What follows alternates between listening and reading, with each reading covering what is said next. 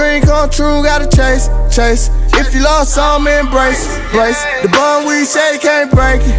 I'ma give you my heart, don't break it. Me and you, girl, that's amazing. Thank you. Alright, y'all.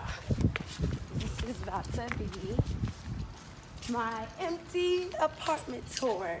Jordan's supposed to be here, but he's at work. Got my keys today. I hope no lizards got in here while we were gone. Okay, guys, so take off your shoes.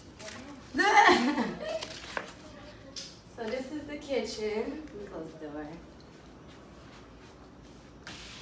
Shit, sorry. This is the kitchen. Does this work? And it works. This is, you know, my favorite part of the house. This is the washer and dryer room. And we also got a closet in here. It's lit. We got a closet everywhere. Oh, we bought the lights, right? Oh, yeah, okay. Well, let's go. There's another closet. This is the first room. And this room is gonna be, I don't know, for my boyfriend's brother, because you know, he's probably gonna be living with us. This is his closet. Now let's take y'all to the bathroom. This is the bathroom. See, I gotta change the lights because I don't like these lights. But this is the bathroom. There's only one bathroom, y'all.